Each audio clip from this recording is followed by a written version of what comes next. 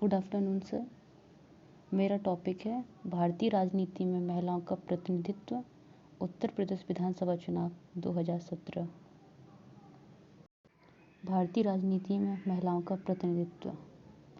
भारतीय राजनीति में आज़ादी के इतने वर्षों बाद भी महिलाओं की भागीदारी बहुत कम बनी हुई है। यह सहज रूप से मान लिया जाता है कि भारत में राजनीतिक प्रतिनिधित्व के मामले में लैंगिक समानता है, परंतु हकीकत में ऐसा नहीं है। ऐसा इसलिए है कि भारतीय पुरुषवादी समाज में महिलाओं की क्षमता को हमेशा कम करके आंका गया है तथा महिला अधिकारों की बात बहुत ही सीमित दायरे में होती है। एक तरफ तो भ्रष्ट राजनीति की स्वीकारता है तो दूसरी तरफ इसके खिलाफ संघर्ष का ढोंग भी है। कई दशकों बाद भी महिलाओं को अभी तक लोकसभा व विधानसभा में 33% आरक्षण का इंतजार है। यह भी तथ्य है कि महिलाओं को 33% आरक्षण देने के बिल को रखने के दौरान सदन में किस तरह का व्यवहार व दुर्व्यवहार की घटनाएं सामने आती हैं। राजनीति में महिलाओं के कम प्रतिनिधित्व के निम्नलिखित कारण हैं, जैसे घरेलू जिम्मेदारियां, व्यक्तिगत कारण, सांस्कृतिक प्रतिबंध एवं रूढ़िवाद, पितृत्वात्मक समाज, सामाजिक आर्थिक कारण, राजनीति की नकारात्मक छवि, महिलाओं को लेकर राजनीतिक दलों की उदासीनता। पितृसत्तात्मक समाज। राजनीति में महिलाओं की कम भागीदारी के मुख्य कारणों में पितृसत्तात्मक समाज है तथा इसकी संरचनात्मक कमियां हैं।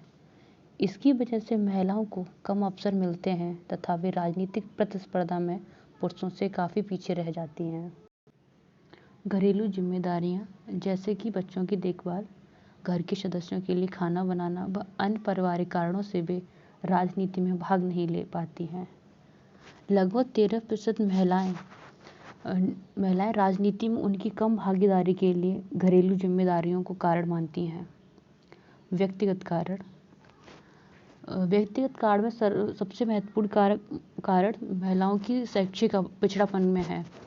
जैसे देश की जनगणना सन 2011 के अनुसार महिलाओं की शैक्षणिक स्थिति काफ़ी चिंताजनक है। देश में पुरुष साक्षरता दर 82.14% है और महिला साक्षरता दर 65.46% है। शैक्षणिक दृष्टि से महिला अब भी पिछड़ी हुई हैं और महिलाओं के शिक्षा प्रसार को आज भी आवश्यकता है। लगभग 10% महिलाएं व्यक्तिगत कारणों से राजनीति में हिस्सा लेने में सक्षम नहीं हैं। सांस्कृतिक प्रतिबंध एवं रूढ़िवाद। सांस्कृतिक मानदंडों तथा रूढ़िवादिता के कारण भी महिलाएं राजनीति में भाग नहीं ले पाती। सांस्कृतिक प्रतिबंधों में पर्दा प्रथा, किसी अन्य पुरुष से बातचीत करना, महिलाओं का बाहर न निकलना आदि शामिल हैं। लगभग 7% महिला सांस्कृतिक कारणों से भी राजनीति में भाग नहीं ले पाती, ऐसा मानती हैं।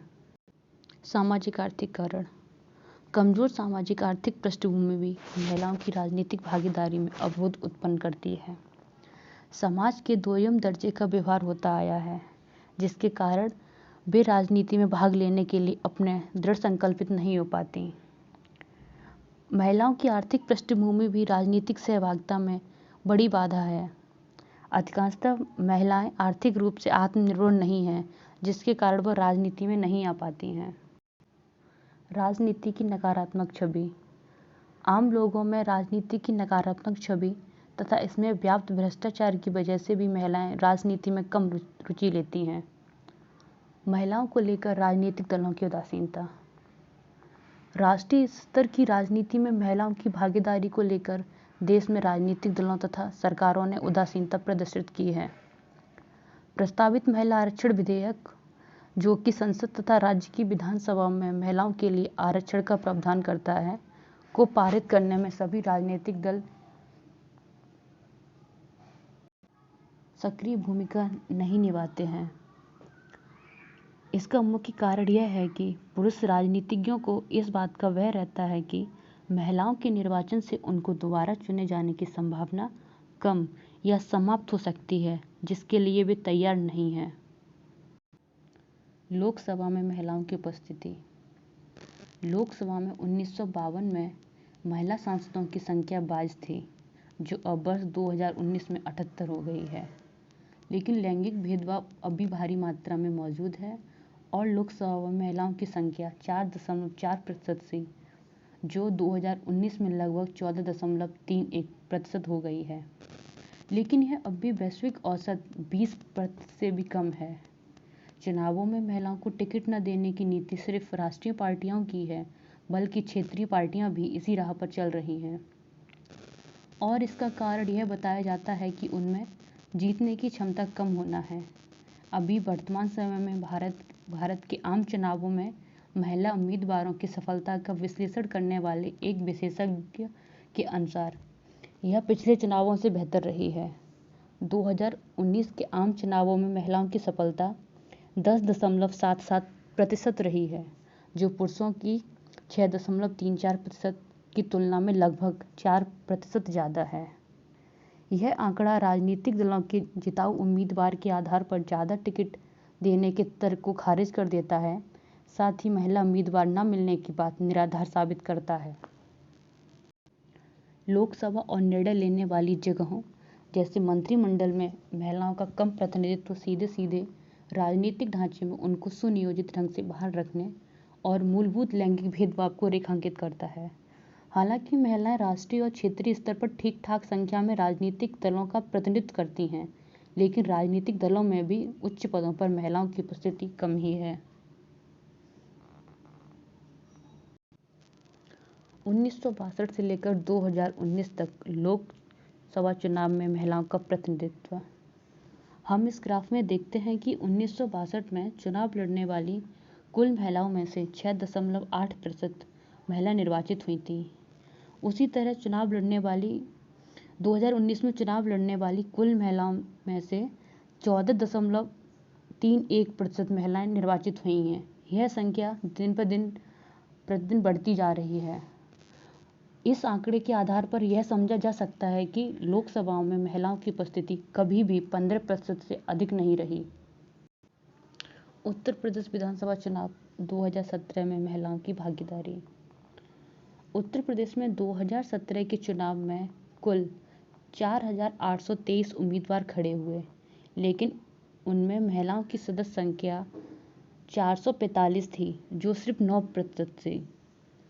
उत्तर प्रदेश में सिर्फ 41 महिलाएं चुनी गईं, जो 403 सीटों की विधानसभा का 10% हैं, और वहीं 2012 के विधानसभा चुनाव में 36 महिलाओं को चुना गया था। इस ग्राफ में हम विभिन्न राज्य सरकारों में महिला मंत्रियों का अनुपात देखते हैं।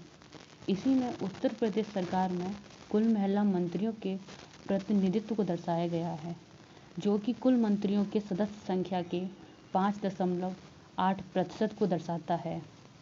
यह आंकड़ा काफी निरुत्साहित करता है। राजनीति में महिलाओं की भागीदारी में वृद्धि हेतु आवश्यक उपाय। चुनावी राजनीति में महिलाओं की भागीदारी बढ़ाने की मांग के पीछे सिर्फ यही सोच नहीं है कि उनकी मौजूदगी बढ़े, बल्कि यह भी है कि राजनीतिक विमर्श में उनकी भागीदारी हो, जिसमें अवसरवादिता, लैंगिक भेदभाव और अतिपुरुषवादी विमर्श हावी है। विधायी निकायों में महिलाओं के लिए सकारात्मक दिशा में काम किया जाना, इस बात की ज़रूरत है।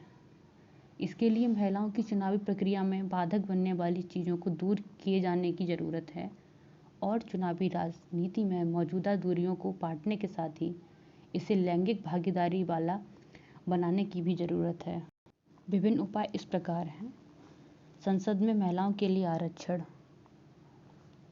हालांकि भारतीय संविधान में 73वें और 74वें संविधान संशोधन द्वारा महिलाओं के लिए स्थायी निकाय की 1/3 सीटों के आरक्षण का प्रावधान किया गया है, लेकिन राजनीति में महिलाओं की समान भागीदारी सुनिश्चित करने के लिए अन्य प्रयास किए जाने की आवश्यकता है। महिलाओं को लोकसभा और सभी राज्यों की विधानसभाओं में 33% आरक्षण प्रदान करने संबंधी महिला आरक्षण विधेयक को तत्काल पुनः स्थापित एवं पारित किए जाने की आवश्यकता है। राजनीतिक दलों में महिलाओं के लिए आरक्षण।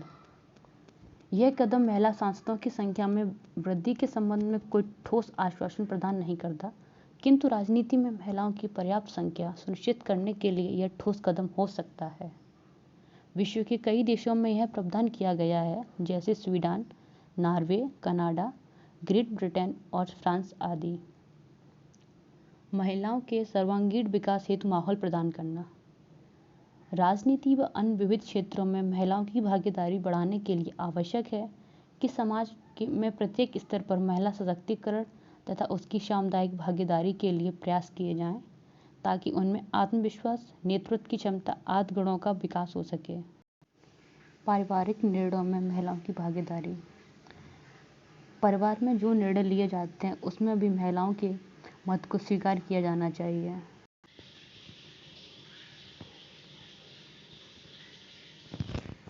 धन्यवाद।